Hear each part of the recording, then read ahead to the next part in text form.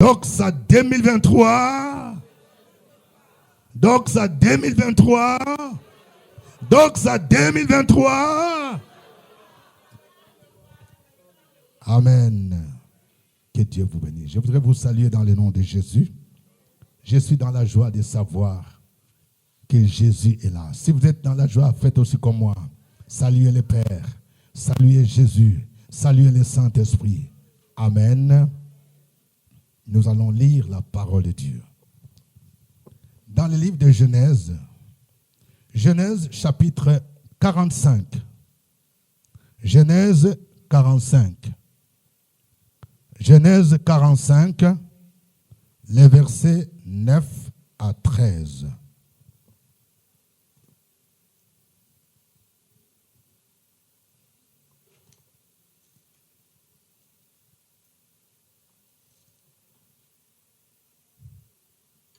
Je lis la parole de Dieu. Hâtez-vous de remonter auprès de mon Père et vous lui direz, ainsi a parlé ton fils Joseph. Dieu m'a établi Seigneur de toute l'Égypte. Descends vers moi et ne tarde pas. Tu habiteras dans le pays de Gozen et tu seras près de moi. Toi, tes fils, et les fils de tes fils, tes brebis, et tes bœufs, et tout ce qui est à toi. Là, je te nourrirai, car il y aura encore 5 années de famine, et ainsi tu ne périras point, toi, ta maison, et tout ce qui est à toi. Vous voyez de vos yeux, et mon frère Benjamin voit de ses yeux, que c'est moi-même qui vous parle. Racontez à mon Père toute ma gloire en Égypte et tout ce que vous avez vu, et vous ferez descendre ici mon Père au plus tôt. Amen. Est-ce que vous pouvez reprendre avec moi le verset 13? Racontez à mon Père toute ma gloire en Égypte et tout ce que vous avez vu, et vous ferez descendre ici mon Père au plus tôt. Le thème de mon message de ce matin, c'est qu'ils verront et ils raconteront ta gloire. Quelqu'un qui dit, ils verront et ils raconteront ma gloire. Vous voyez, il y a 2 verbes importants ici. C'est le verbe voir et le verbe raconter. C'est l'histoire de ce jeune homme Joseph que nous connaissons tous. Ce jeune homme à qui Dieu a révélé en songe. Il a vu le soleil, la lune, les étoiles qui se prosternaient devant lui. Ça veut dire que Dieu le destinait. Dieu avait une grande destinée pour lui. Je vais dire à quelqu'un, depuis ta naissance, Dieu avait déjà une grande destinée pour toi. Dis à ton voisin, Dieu a fixé une destinée pour toi. Il dit, je connais des projets que j'ai formés pour toi, projets de paix et non de malheur. Je vais dire, il y a certaines personnes, tu as été combattu depuis que tu étais en bas âge, parce qu'on a vu ton étoile briller. Les sorciers de ta famille, les mystiques voyaient la destinée. Tu es destiné à être élevé. Tu es destiné à dominer. C'était comme Joseph. Tu es le Joseph de ta famille. Quelqu'un dit, je suis le Joseph de ma famille. Je suis le Joseph de ma famille. Joseph, c'est un nom prophétique. Joseph est un nom prophétique. Oui, ses frères, ils voulaient étouffer cela. Ils voulaient étouffer cela. Ils se sont dit, cela ne peut pas arriver. Il est vrai que Joseph, par imprudence, il a raconté ses songes à ses frères. Il a dit, oui, voici ce que j'ai vu en songe. J'ai vu le soleil, j'ai vu la lune, j'ai vu les étoiles. Ça représentait son père, sa famille, les 12 qui s'inclinaient devant lui. Ils se sont dit, en bon, donc ce petit-là, ça veut dire que c'est lui qui doit être élevé. La sorcellerie commence par la jalousie. Ils ont comploté contre Joseph. Ils l'ont vendu. Ils ont failli le tuer. Mais ils ne savaient pas que, en le vendant en Égypte, ils étaient en train de les propulser vers la gloire. Je vais dire à quelqu'un ce matin, sans le savoir, tes ennemis, ceux qui te combattent là, ils ne savent pas qu'ils sont en train de te pousser vers la gloire. Le diable peut utiliser même tes ennemis, même ces sorciers de la famille, même cet envoûteur, ce mystique-là, qui a dit que tu ne vas pas finir tes études, tu ne vas pas aller en France, tu ne vas pas aller au Canada, toi tu ne vas pas réussir dans la vie. Ils vont te combattre pour que tu ne puisses pas finir tes études, mais sans le savoir, ils sont en train de te propulser vers la gloire. Car la Bible dit, toutes choses concourent au bien de ceux qui aiment Dieu. Joseph va être vendu. Joseph va se retrouver en Égypte. Je le dis souvent, lorsque Dieu vous montre la gloire là, c'est-à-dire que ce que Joseph lui a vu en songe, il était élevé. Ça c'est la gloire. Quelqu'un dit la gloire. Il y a des gens parmi vous, Dieu t'a montré déjà, peut-être que depuis que tu étais jeune, il t'a révélé que tu seras ministre dans ce pays. Mais tu ne sais pas comment. Il t'a révélé, tu as vu que tu étais dans une grande villa, duplex.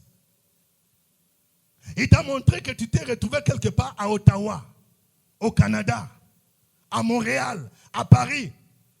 Il t'a montré que tu étais propriétaire d'un grand supermarché. Il t'a montré que tu étais marié avec ta femme, tes enfants, avec des beaux enfants. Tu as vu ça.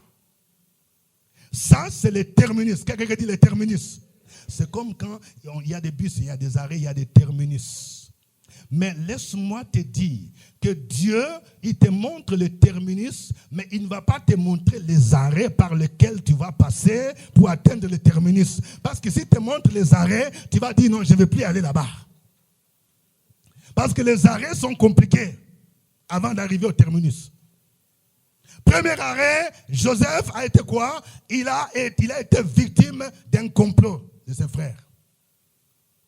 Ils l'ont vendu. Il se retrouve en Égypte.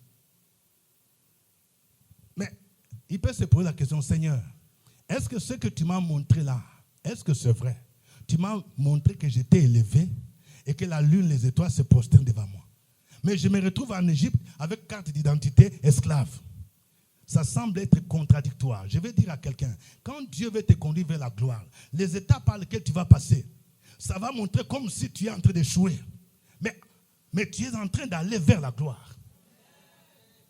Ça, c'était un arrêt. Premier arrêt. Il se retrouve dans la maison de Potiphar. Il cherche travail.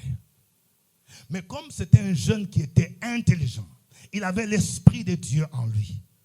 Potiphar, qui était l'officier de Pharaon, l'a employé.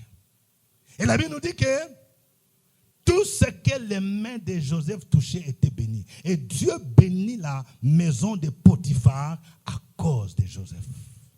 C'est pourquoi la Bible nous dit, dans un autre passage, que Joseph est le rejeton d'un arbre fertile planté près d'une source. Les rejetons d'un arbre fertile, même si on te jette n'importe où, tu vas pousser. Parce que tu es près de la source. La source, c'est Jésus-Christ. Même si on te déplace dans un service, les gens sont jaloux. Ils te disent que là où tu travailles, là, il y a beaucoup d'argent. On te déplace, on t'envoie à Dabou, on t'envoie, je ne sais pas, à Sinimatali. L'argent va te suivre là-bas parce que tu es le rejeton d'un arbre fertile. Amen. Parce que la Bible nous dit que le bonheur et la grâce m'accompagneront. Pendant qu'il était dans la maison de Potiphar, il y a un problème qui va arriver. La femme de Potiphar va convoiter Joseph. Eh, joli garçon, je veux que tu sois mon gigolo. Il faut coucher avec moi. Joseph va dire ça, je ne peux pas faire ça. Il dit, tu es bête toi. Tu ne sais pas que si tu es gigolo de l'officier de Pharaon, il va parler à Pharaon pour toi, on va signer, on va t'élever, tu peux être embauché à la présidence. Joseph dit, ça là je ne peux pas faire. La Bible déclare, c'est la bénédiction de l'Éternel qui enrichit. Il a fait suivre d'aucun chagrin. Lorsque tu es sur le chemin de la gloire, le diable va te tenter. Il va te donner des solutions. Il va dire, sois maîtresse de ces messieurs-là, de ces Libanais-là. Mais quand tu connais Jésus, tu crains Dieu, tu vas dire, je refuse. Parce que ce qui vient de Satan, il y a toujours un problème. La Bible appelle Satan le voleur. Le voleur ne vient que pour dérober, égorger, détruire. Mais Jésus dit, moi je suis venu afin que mes brebis aient la vie qu'elle est en abondance.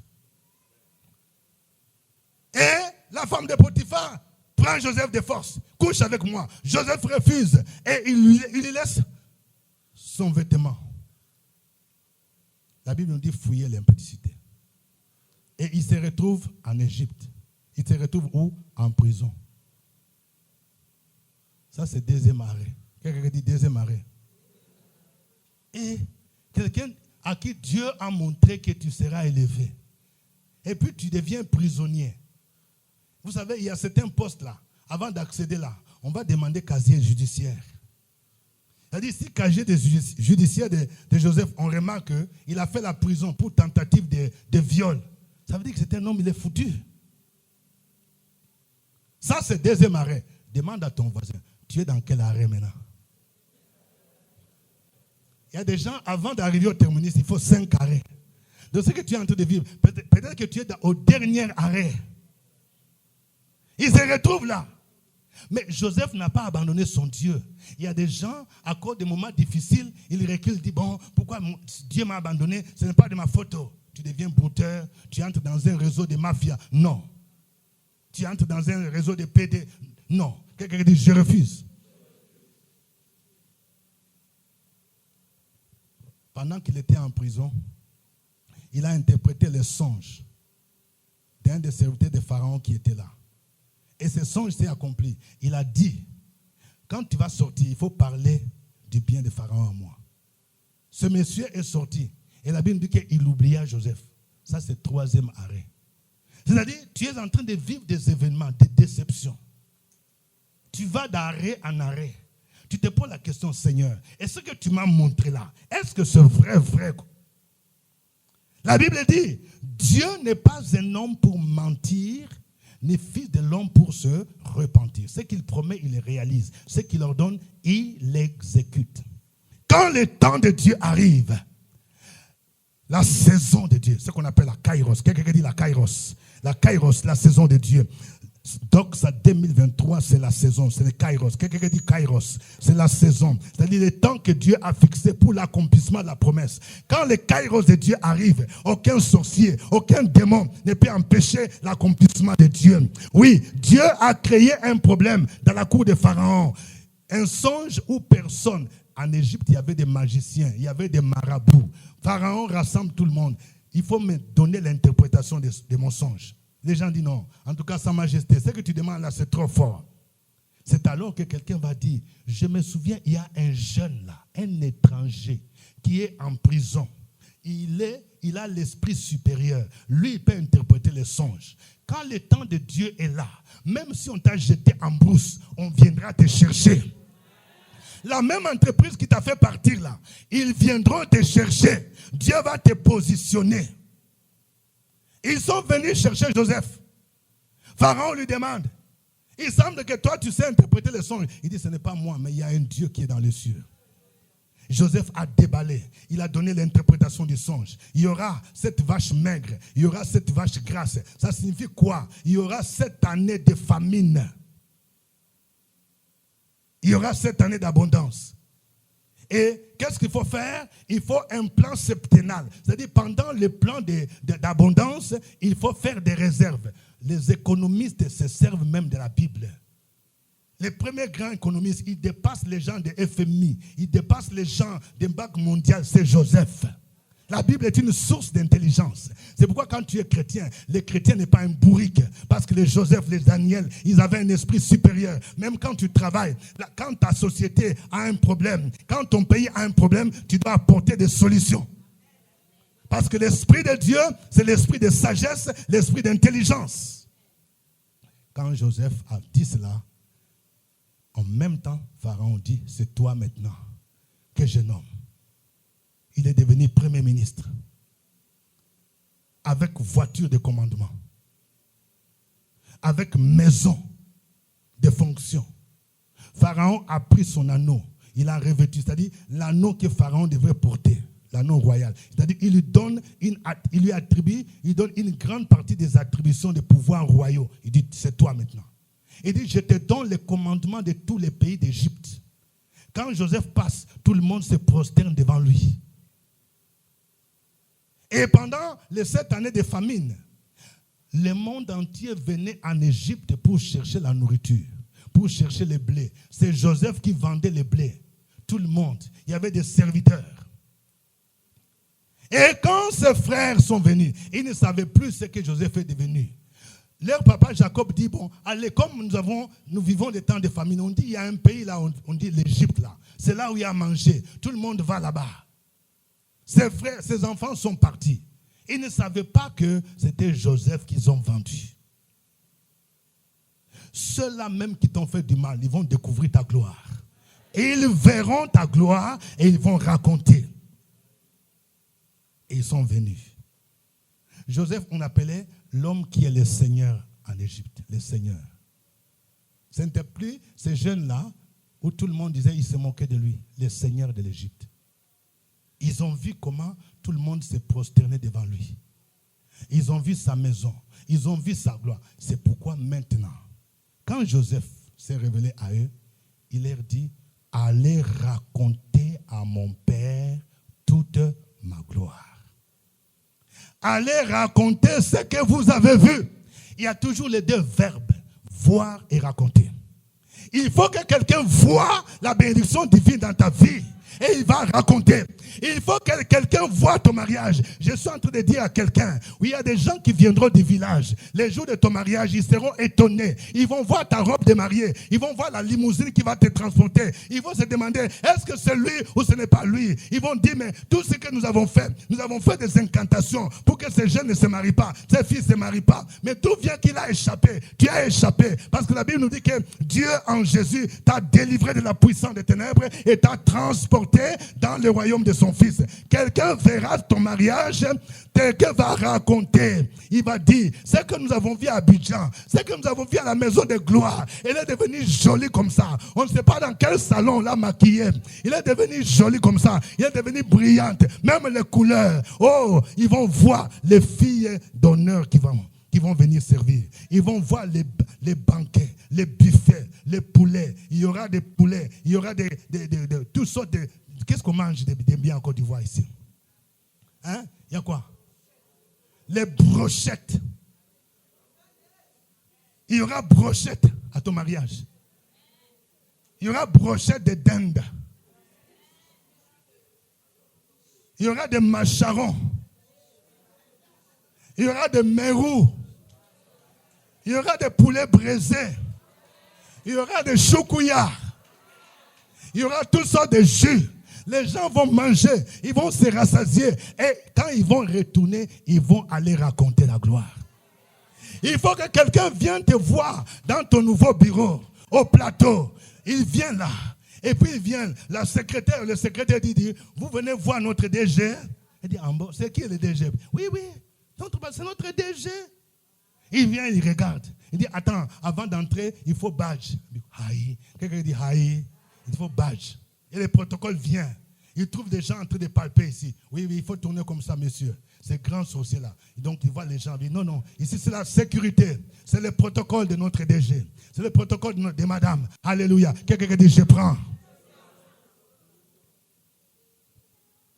Il faut que quelqu'un voie pour qu'il aille raconter. La gloire est visible. C'est pourquoi Dieu nous a donné ce thème de la doxa. Toutes les nations verront ta gloire. Mais quand ils voient, ça ne va pas se limiter au niveau des voix. Ils vont aller faire quoi? Raconter. Quelqu'un va voir ta gloire, comme la gloire de Joseph. Et il va aller raconter. Les frères de Joseph, ceux-là qui l'ont vendu, ceux-là qui ont dit que cet enfant ne peut pas évoluer, ne peut pas être élevé. Ils sont venus voir. Qu'est-ce qu'ils ont vu? Je voudrais que nous puissions parcourir la parole de Dieu. Vous allez voir ce qu'ils ont vu en Égypte. D'abord, ils ont vu les signes de l'autorité de Joseph. Il y a des signes qui sont visibles. La Bible nous dit, quand vous lisez Genèse 41, versets 41 à 45. Il y avait le premier signe, c'est l'anneau que Pharaon lui a remis. C'est-à-dire, quand tu viens, tu regardes l'anneau là, tu vois que celui-là, c'est quelqu'un. Ça symbolisait le pouvoir. Ils ont vu ça. La Bible nous dit que Pharaon les revêtit des habits de fin lin. Son habillement a changé. Quand la gloire est là, même l'habillement va changer. C'est plus l'habillement que tu portais au village là. C'est pourquoi je vais donner un conseil. Vous les frères là, quand vous cherchez à épouser une sœur là, c'est vrai, hein? Nous les chrétiens, on est spirituels. On dit, j'ai prié pour que l'Esprit de Dieu puisse me montrer avec qui je vais me marier. Mais si on voit que tu t'habilles mal, tu ne repasses pas ta chemise, tes cheveux sont toujours mal coiffés, ou bien tu ne te coiffes pas, même si c'est toi là, quand la sœur va voir, elle va douter. Souvent, il y a des problèmes pratiques que nous, moi je suis conseiller conjugal, il y a des problèmes qu'on vit dans les couples qui sont dus à certaines choses pratiques. Il y a une sœur qui me dit, il faut dire à mon mari, il s'habille toujours comme villageois comme ça. Quand on lui donne conseil, il ne va pas comme... J'ai même honte parfois de sortir. Quand on va dans la fête là, on va voir les autres, ils portent costume. Lui là, même cravate qui ne s'est pas nouée là. Je dis, il faut l'aider. Dis à ton voisin, il faut changer ton habillement. Et vous les sœurs, les hommes là, ils sont attirés par la chevelure. Allez bien dans un salon. Fais une bonne coiffure. Dis à ton voisin, coiffure. Coiffure là. Je ne suis pas contre les gens qui portent foulard. Il y a des églises qui enseignent pour dire, donc quand tu es chrétien, tu dois porter foulard. Bon, pour moi je n'impose pas le port de foulard ici. Mais je vais vous dire, quand tu es encore jeune fille là, ce n'est pas partout que tu dois porter foulard. Sinon, tu n'as même pas encore 30 ans. Quand tu portes foulard, là, quelqu'un va commencer à te confondre avec quelqu'un qui veut entrer à la retraite. Il va te saluer, la vieille, comment tu vas? Non, je ne suis pas la vieille. J'ai encore 28 ans. Aïe, 28 ans, mais foulard, là, toujours foulard. À un moment donné, il faut bien te coiffer. Alléluia. C'est conseil de pasteur. Dis à ton voisin, conseil de pasteur. Joseph, même son habillement, démontrait sa gloire. C'est-à-dire, les gens sont venus voir. Il y a des connaisseurs, ils regardent. Un habit de fin lin. Les lins, ça fait partie de matières précieuses. Quand quelqu'un porte, on dit que ça, c'est en lin. Surtout les lins qui viennent de l'Italie. Donc, l'habillement même de Joseph a démontré sa gloire. Je vais dire à quelqu'un sera étonné de voir ton habillement, de voir le pagne que tu vas porter. Quelqu'un sera étonné de voir le sac, même la marque de ton sac que tu vas porter là, qui va venir de Paris, qui va venir de Londres, il va voir ta nouvelle chaussure, qui va venir de quelque part de l'Espagne, qui va venir, je ne sais pas, quelque part de Londres. Il va voir la gloire. Les frères de Joseph ont vu ça. Ils ont vu quoi? La Bible nous dit que Pharaon lui a donné un collier. Quelqu'un dit un collier. Ouais, ce sont ces petits détails, les gens, les sœurs, le collier. Dis à ton voisin, un collier. Dis, il faut mettre le collier. Ce n'est pas diabolique. Un jour de fête, il y a des jours où tu prends ton collier, tu mets. Parce que Joseph, en ce temps-là, ceux qui occupaient de hautes fonctions, ce n'était pas de l'orgueil. C'est-à-dire, c'était un signe. On doit voir le collier sur lui. C'est le signe de commandement. C'est le signe de la dignité. Quelqu'un dit, ce n'est pas fini. Et on dit, on lui remet un char. Quelqu'un dit, un char. C'est tout à fait normal. Premier ministre ne peut pas se promener à pied. Je suis en train de prophétiser dans la vie de quelqu'un. Il y a ta voiture qui vient. Il y a ta voiture qui vient. Dans cette église, depuis un certain temps, nous prions pour que les gens aient des voitures neuves. Et nous sommes en train de voir la main de Dieu. Je prophétise ta voiture qui arrive au nom de Jésus. Je prophétise parce que tu es un Joseph. Dieu change ton statut. Ça ne va pas dépendre de ton salaire. Parce qu'il y a des gens, oui, moi fonctionnaire là, moi je suis gendarme, moi je suis policier. Mon salaire, ça ne vaut même pas 300 000. Ça ne dépend pas de ton salaire. C'est une question de foi. La Bible nous dit, et mon Dieu pourvoira à tous tes besoins selon sa richesse. Il ne dit pas selon ton salaire. Il ne dit pas selon le salaire de ton mari. Selon sa richesse. Changement de statut. Ses frères ont vu ça. Ils ont vu que tout le monde s'est prosterné devant Joseph. C'est-à-dire c'était l'ordre du roi. C'est-à-dire quand Joseph passe là, tout le monde se prosterne. Ses frères sont venus. C'est lui qui vendait les blés à tout le monde. Lorsque ses frères sont venus, ils ont vu, il y a un intendant qui les conduisait. Vous venez voir Joseph, vous venez voir notre Seigneur, il y a un intendant qui était là. Il y avait majordome. Tu ne peux plus voir Joseph n'importe comment. Il y a ce qu'on appelle les protocoles. Oh mon Dieu. Quelqu'un dit protocole. Quand Dieu change ton statut, il y a des choses que toi-même, tu seras étonné. Tu commences à dire, est-ce que c'est moi ou ce n'est pas moi? Dieu te dit, c'est toi. Là où tu travailles, le Seigneur te destine à être chef de service. Vous savez, ce qui se passe souvent, c'est quoi? Quand tu travailles quelque part, et que le Seigneur te destine à un poste de commandement, le mystique qui est là devant toi, il voit ça. Il va commencer à te combattre, ton propre chef là. Il te combat ou il te combat. Toi-même tu dis, mais je fais quoi? Il a vu ton étoile briller. Je suis en train de prophétiser ici, dans cette salle. Il y a des gens qui seront des maires dans cette nation, dans le nom de Jésus. Il y a des gens qui seront des grands hommes d'affaires dans le nom de Jésus. Le Seigneur t'a déjà destiné depuis. Tu arriveras au terminus. Quel que soit ce que les gens, quel que soit ce que le diable va faire, tu arriveras au terminus. Terminus gloire. Quelqu'un dit terminus gloire. Terminus élévation. Terminus élévation. Terminus voyage. Terminus maison, terminus mariage, terminus diplôme, tu arriveras au terminus. Et les gens vont voir ta gloire. Quelqu'un verra ton bureau. Quelqu'un verra ta maison que tu vas achever. Quelqu'un dit cocody. Il y a des gens qui ont souvent peur de certains quartiers. N'ayez pas peur de quartiers. Tous les quartiers appartiennent à Dieu. J'entendais quelqu'un dire, hey, il semble qu'à Abidjan, il n'y a plus de place. Moi, je suis en train de chercher là-bas, derrière, à Tengue, tout ça là, à Toumoudi. Regardez ici. Moi, j'ai fait une réflexion. À Abidjan, pendant que les gens disaient l'argent ne circule pas, il y a des immeubles qui poussent toujours. Vrai ou faux? C'est que l'argent circule. Même si les gens disent que l'argent ne circule pas, mais quand c'est ta saison de gloire, pour toi, l'argent va circuler.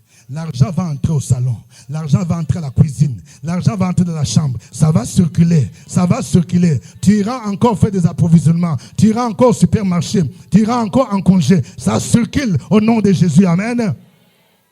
Qui était tout, quelqu'un va venir voir. Ton réfrigérateur là, qui était toujours rempli de l'eau là. Il y aura changement. Quand quelqu'un va venir, parce qu'il y a des gens qui viennent, il va tester. Il y a quoi même? Il ouvre comme ça. Il trouve que c'est rempli même. C'est rempli de jus. Jus d'orange, jus de goyave, jus de tamarin. Bon, Bissap Nyamakou, ça c'est déjà fini. Il y aura un réfrigérateur spécial pour Bissap Nyamakou, tout ça là. On ouvre comme ça, on voit, il y a fromage. On ouvre comme ça, on voit, il y a saucisson. On ouvre comme ça, on dit, on ouvre les congélateurs, on dit, il y a quartier de, je ne sais pas, de gigot d'agneau. Quelqu'un dit, je prends. Et quand quelqu'un vient, il dit, mais là, il y a toujours à manger. Ils verront et ils vont raconter. Joseph a dit à ses frères, je ne peux pas faire commentaire. Ce que vous-même vous avez vu chez moi, allez raconter. Celui qui était ton ennemi, tu vas l'embaucher, il sera ton chargé de communication. C'est-à-dire, il vient chez toi.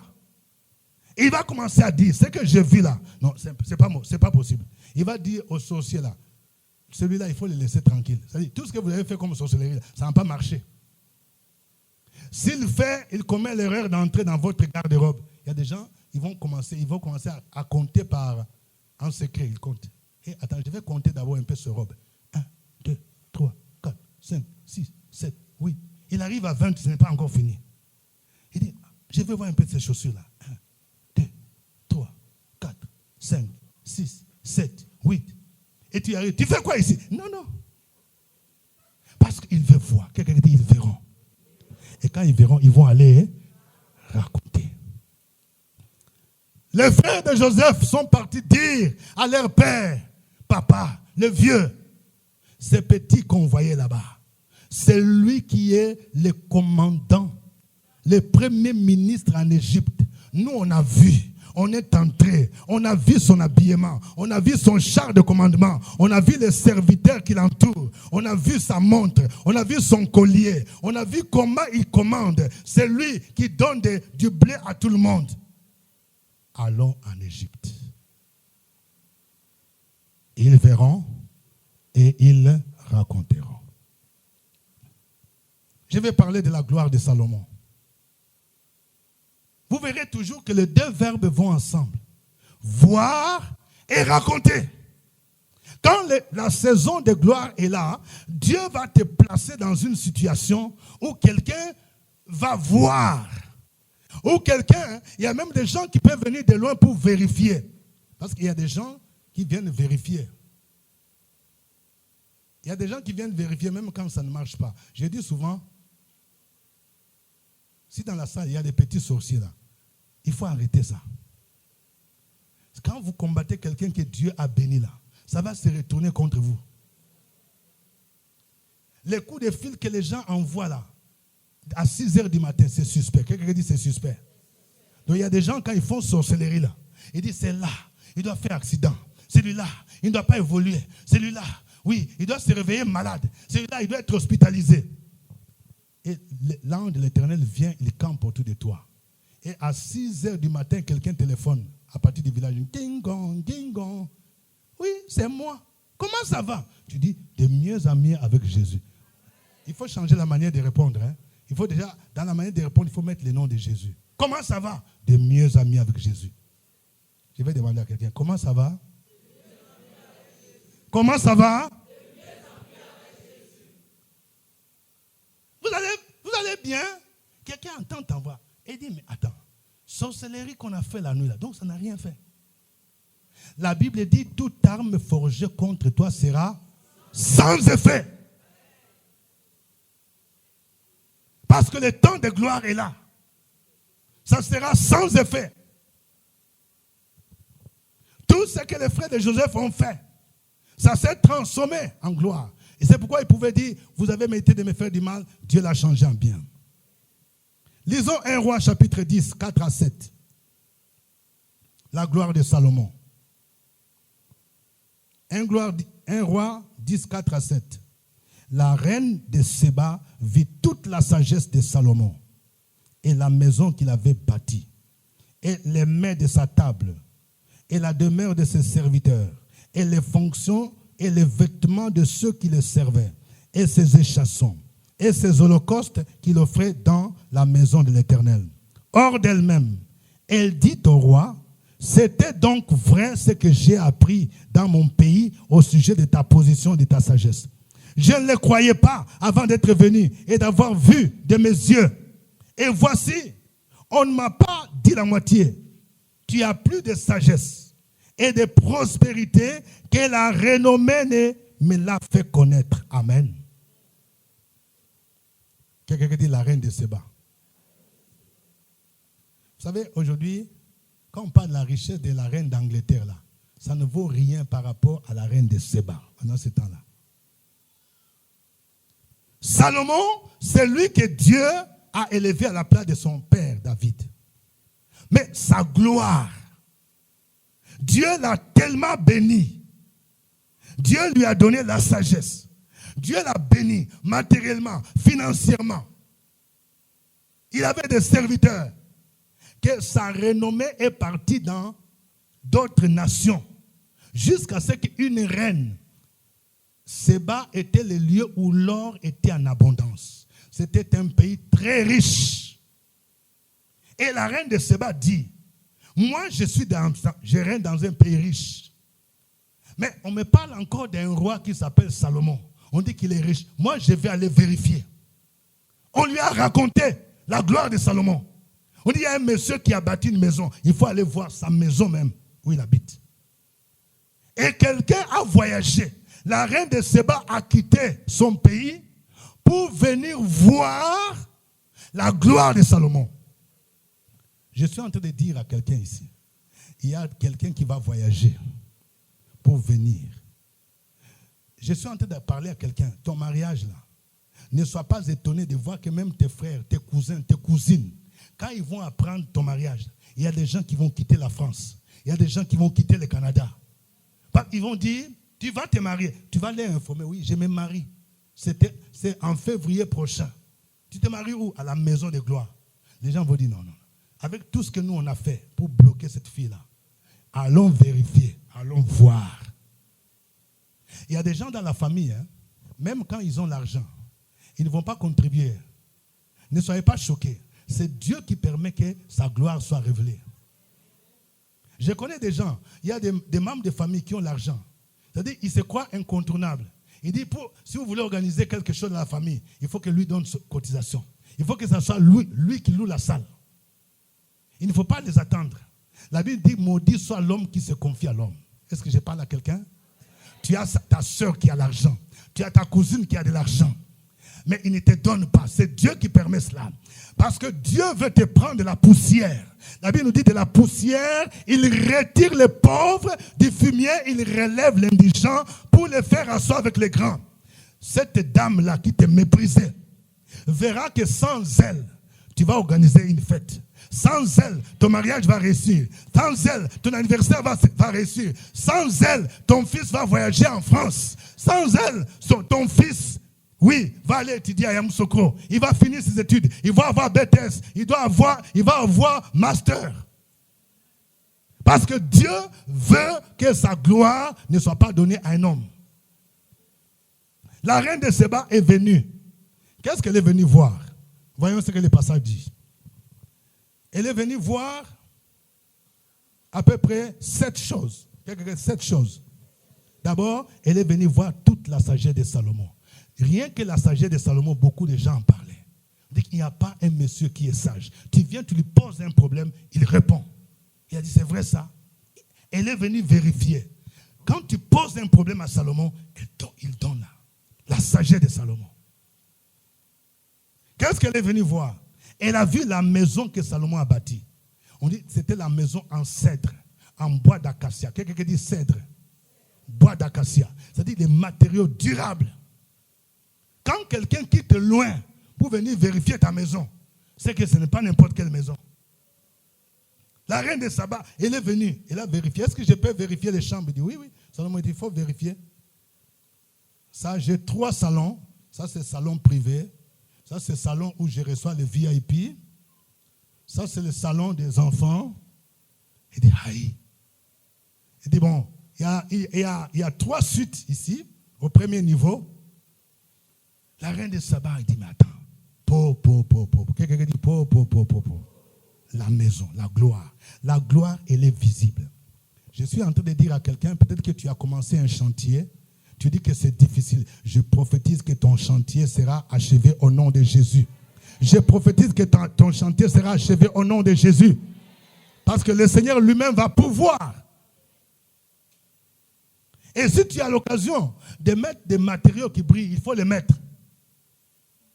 Il y a un de mes fils spirituels qui disait, papa, chantier là, c'est un peu. Parce que souvent, il y a des gens qui ont peur. Quand on dit carreau, carreau, ça c'est pas pour nous, il faut mettre carreau. Quelqu'un dit mettre carreau. Qu'est-ce qu'ils sont venus voir? La Bible dit, ils virent les repas qu'ils mangeaient à la table. C'est-à-dire que la reine de Saba, elle a noté même ça. C'est-à-dire, les jours de la réception, là, il a regardé. Il y avait macharon. Il a regardé. Il y avait les entrées. Il y avait quoi? Qu'est-ce qu'on sert comme entrée? Aujourd'hui, il y a des gens, il n'y a pas d'entrée. Tu entres en même temps, tu sors. Quand c'est le temps de la gloire, là, il y aura d'abord entrée. Quelqu'un dit, il y aura entrée. Il y aura un peu de salade. Voilà. Salade en Macédoine. Salade complète. Il y aura un peu de tout ça. Et puis, la reine de Séba a regardé. Il y avait tout ce qu'on veut manger à la table de Salomon. Et elle a noté ça. Elle est partie raconter ça. Il y a dîner et dîner. Et puis, on dit, il a vu la demeure de ses serviteurs. C'est-à-dire, il y avait même des maisons annexes qui ont été construites où les serviteurs de Salomon habitaient. C'est-à-dire, tu demandes, ça c'est qui habite là? C'est un directeur. Il dit, non, non, non. Ça c'est la maison annexe. Donc, les serviteurs de Salomon, ils sont logés là-bas. Chaque serviteur, il a maison, 3 chambres salon, 3 chambres salon, 3 chambres. Il y avait, je ne sais pas, plus de 30 serviteurs. La reine de Saba dit, po. Donc, rien que les serviteurs, ils ont ça.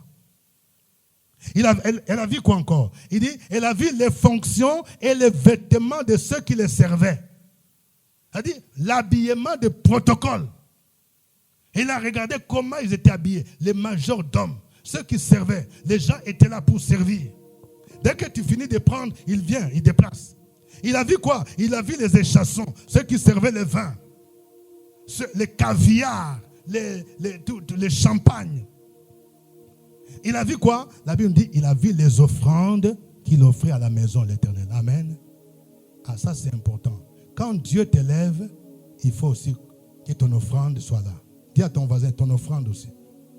Parce que Dieu ne peut pas t'élever à un certain niveau et tu continues à donner offrande la même chose. Non, non.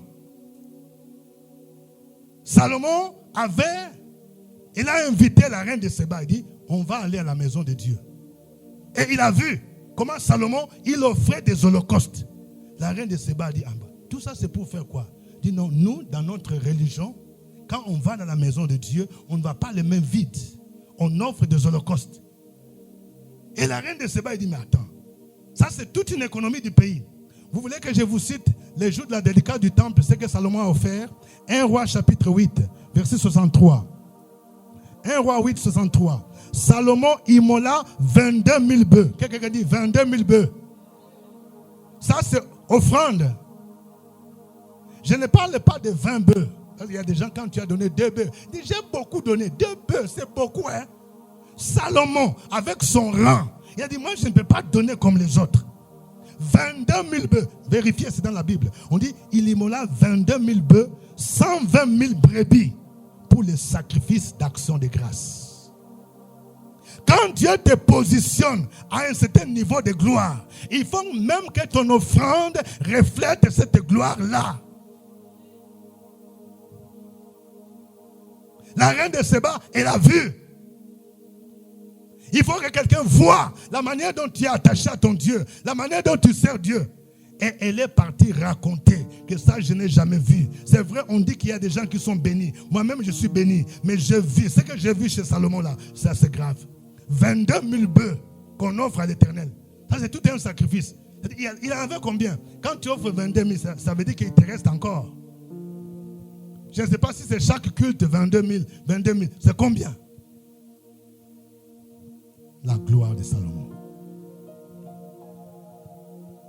Bien-aimé, pour terminer, quelle est la part de l'homme? Pour que Dieu fasse en sorte que les gens viennent voir et raconter la gloire, il y a quelque chose que tu dois faire. Dis à ton voisin, tu dois faire quelque chose. La première chose que tu dois faire, c'est de garder la vision de Dieu.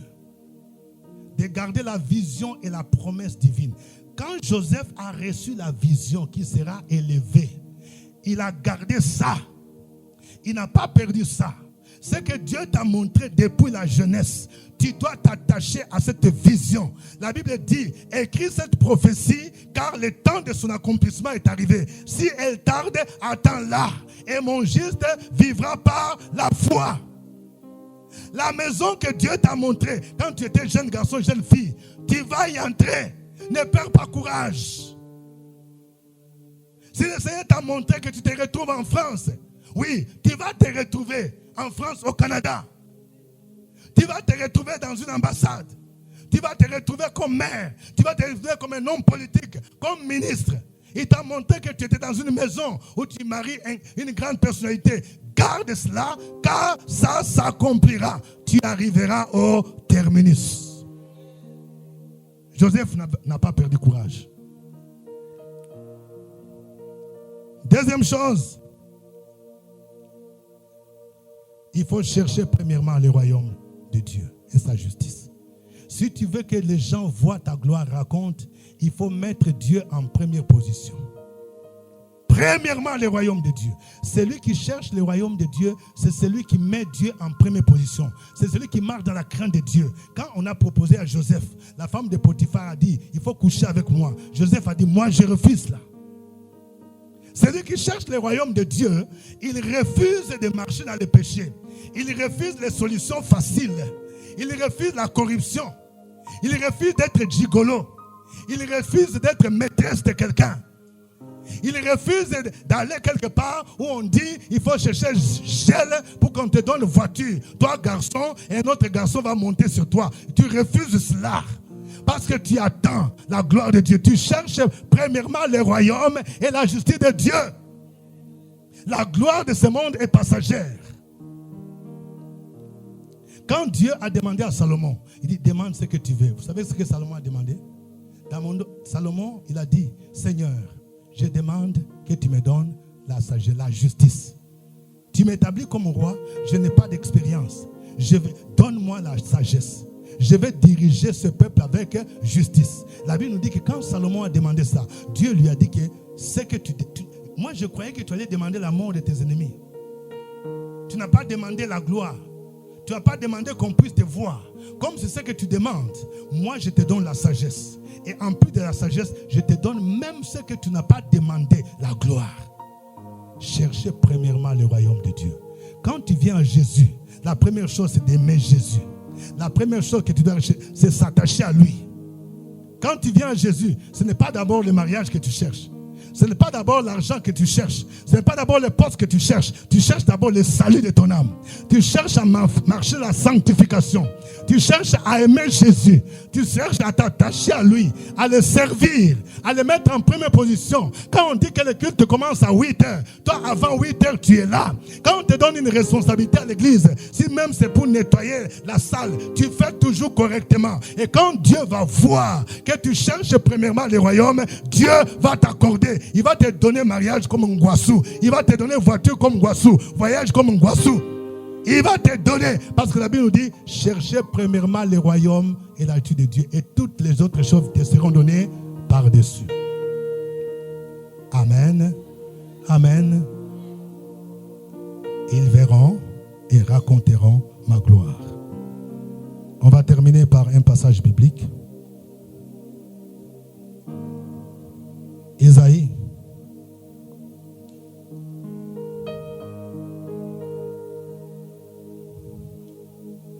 Isaïe 41. Isaïe 41, 17 à 20. Les malheureux et les indigents cherchent de l'eau, et il n'y en a point. Leur langue est desséchée par la soif. Moi, l'Éternel, je les exaucerai. Moi, le Dieu d'Israël, je ne les abandonnerai pas. Je ferai jaillir des fleuves sur les collines et des sources au milieu des vallées. Je changerai les déserts en étangs et la terre aride en courant d'eau. Je mettrai dans les déserts les cèdres, l'acacia, les myrtes et l'olivier. Je mettrai dans les lieux stériles les cyprès, l'orme et les buis, tous ensemble, afin qu'ils voient, qu'ils sachent, qu'ils observent et considèrent que la main de l'Éternel a fait ces choses, que le Saint d'Israël en est l'auteur. Amen. Tu vas te lever là où tu es. Tu vas reprendre avec moi ce passage, le verset 20. Dieu dit ceci, afin qu'ils voient, je vais entendre là, afin qu'ils voient, qu'ils sachent, qu'ils observent et considèrent que la main de l'Éternel a fait ces choses et que le Saint d'Israël en est l'auteur. Encore, afin qu'ils voient, qu'ils sachent, qu'ils observent et considèrent que la main de l'Éternel a fait ces choses, que le Saint d'Israël en est l'auteur. Dieu te dit, il va changer ton désert en étang. Il va changer ton humiliation en gloire. Il va changer ton célibat en mariage. Il va changer ta stérilité en fécondité, afin qu'il voit, afin que quelqu'un voit cette gloire et qu'il puisse aller raconter. Oui, le Seigneur va changer ta maison. Il va changer ta condition. Oui, il va te guérir de cette maladie. Tu ne seras plus maladif. Tu ne seras plus maladive. Afin qu'il voit. Je vais dire à quelqu'un, Dieu va élever tes enfants. Je parle à une vieille. Dieu a positionné tes enfants. Tes enfants vont se marier. Tes enfants vont travailler. Il y a ceux qui vont partir à l'extérieur du pays. Ils vont commencer à t'envoyer l'argent. Ils vont te bâtir une maison. Afin que les ennemis voient.